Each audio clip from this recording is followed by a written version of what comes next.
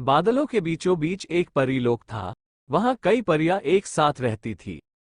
सभी परियां बहुत ही खूबसूरत थी। उनमें से एक परी थी जिसका नाम करिश्मा था। करिश्मा बाकी परियों से थोड़ी अलग थी।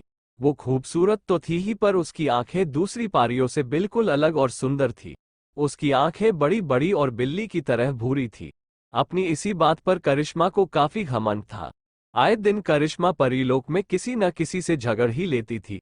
उसकी इस हरकत से परियों की रानी उससे मिलने आई।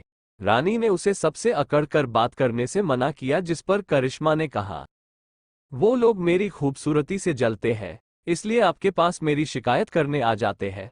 उन्हें ये बात बिल्कुल भी हजम नहीं हो रही कि मैं उन सबसे से इतनी खूबसूरत कैसे हो सकती हूँ। रानी ने करिश्मा को अपनी अकड़ को ठीक करने के लिए समझाया और उसे बात समझाकर वहां से चली गई, लेकिन करिश्मा पर रानी की बात का बिल्कुल भी असर नहीं हुआ और वो अपने काम में लग गई। कुछ दिनों बाद रानी का जन्मदिन आया। पूरा परीलोक दुल्हन की तरह सजा दिया गया। सारे ऋषि मुनियों और देवताओं को रानी के जन्मदिन समारोह पर आमंत्रित कर दिया गया। सभी ऋषि मुनि भोजन ग्रहण करने के लिए बैठ गए। भोजन करते करते एक ऋषि को प्यास लगी और उन्होंने करिश्मा की तरफ इशारा किया और पानी लाने का आग्रह किया। ऋषि की बात सुनकर करिश्मा को बहुत ही गुस्सा आया और उसने सबके सामने चिल्लाकर ऋषि को कहा कि क्या मैं तुम नौकरानी दिखती हूँ। करिश्मा की बात सुन ऋषि इसे अपना अपमान समझ बैठे और भोजन पर बैठे सभी ऋषियों को उठने का इशारा किया और बोले, कन्या, तुमने हम सब ऋषियों का अपमान किया है। तुम्हें अपनी सुंदरता पर बड़ा घमंड है ना। जा, मैं तुझे श्राप देता हूं कि जितनी सुंदर तू अभी है उससे दोगुनी बसूरत होकर एक चुड़ैल में बदल जाए। ऋषि के श्राप देते ही करिश्मा एक बड़ी ही डरावनी चुड़ैल में तब्दील हो गई, जिसे देख आसपास के लोग घबरा गए। करिश्मा की ऐसी हालत देख रानी ने ऋषि को श्राप वापस लेने का आग्रह किया। ऋषि ने रानी की एक भी बात नहीं मानी और वो बाकी ऋषियों के साथ वहां से चले गए।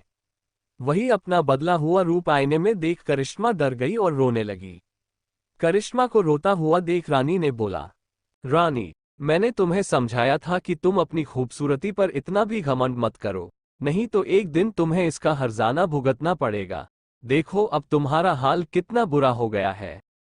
रानी की बात सुनकर करिश्मा को अपनी गलती का एहसास हुआ और उसने रानी से वादा किया कि वो अब ऐसा कुछ नहीं करेगी, बस उसे पहले जैसा बना दो। करिश्मा की बात सुनकर रानी ने कहा कि उसके पास भी इस श्राप का तोड़ नहीं है। इतने में चुड़ैल लोक में ये बात सबको पता चल गई कि कोई परी चुड़ैल बन गई है, तो वो सब करिश्मा को लेने के लिए वहां आ गए। चुड़ैल कहती है, क्या बात है, एक परी बनी चुड़ैल। हा हा हा, हमें क्या, अब तुम हमारी बिरादरी में शामिल हो चुकी हो, अब तुम्हें हमारे साथ चलना ही पड़ेगा। ये सुन करिश्मा बहुत ही घबरा जाती है और जाने के लिए मना कर देती है। तभी रानी ने करिश्मा को कहा कि तुम्हें जाना ही पड़ेगा। ये उसूल है परीलोक और चुड़ैल लोक का, तुम मना नहीं कर सकती। पर मैं पूरी कोशिश करूंगी कि तुम्हें वहां से जल्द निकाल लिया जाए। ना चाहते हुए भी करिश्मा को चुड़ैलों के साथ जाना ही पड़ा। जब वो चुड़ैल लोक पहुंची तो वहां का नजारा देखकर डर गई। वहां काफी गंदगी थी और हर जगह जानवरों के मांस के टुकड़े पड़े थे। ये देख वो रोने लगती है, जिस पर चुड़ैल उसे चुप रहने के लिए बोलती है और ये भी कहा कि अब वो कभी भी परीलोक नहीं पहुंच पाएगी। ये सुन करिश्मा डर गई और पूरी रात बस रोती ही रही। अगली रात होते ही सारी चुड़ैलें अपने अपने शिकार को तलाशने निकल गई और उन्होंने करिश्मा को भी आने के लिए बोला, लेकिन करिश्मा ने उनके साथ जाने से साफ मना कर दिया। ये सुनकर चुड़ैल को बहुत ही गुस्सा आया और उसने करिश्मा को उसकी जिंदगी खराब करने की धमकी दी। ये सुन करिश्मा को उनके साथ जाना ही पड़ा। सारी चुड़ैलें जंगल में शिकार की तलाश में निकल गई। तभी उन्हें एक छोटा बच्चा दिखाई दिया, जिसे देख सभी चुड़ैलों ने उसे खाने की कही। बच्चे को खाने की बात सुन करिश्मा ने सभी से उसे न खाने की विनती की, लेकिन चुड़ैल उसकी नहीं सुनती और उस बच्चे के पास चली जाती है। लेकिन वो बच्चा किसी से भी नहीं तरह डरता। दरअसल वो बच्चा अंधा होता है। ये जानने के बाद करिश्मा को उस पर बहुत ही तरस आता है, जिसके बाद वो सभी चुड़ैलों को बोलती है, आप किसी और को पकड़ लो, लेकिन इस अंधे बच्चे को छोड़ दो। आप जो कहेंगी मैं वो सब करने के लिए तैयार हूं। ये सुन चुड़ैल बच्चे को न खाने के लिए मान जाती है और वहां से चली जाती है। उनके जान के बाद करिश्मा बच्चे से उसके वहां होने का कारण पूछती है, जिस पर बच्चा उसे बताता है कि वो अपने माता पिता से बिछड़ गया है। बच्चे की बात सुनकर करिश्मा कुछ नहीं बोलती और उसकी आंखों से आंसू झलक जाता है। लेकिन वो अपने आप को संभालते हुए बच्चे के जंगल में अपने माता पिता के साथ आने की वजह पूछती है। मैं अपने माता पिता के साथ शहर जा रहा था अपनी आंखों का इलाज करवाने, लेकिन मैं उनसे बिछड़ गया और इस जंगल में भटक गया।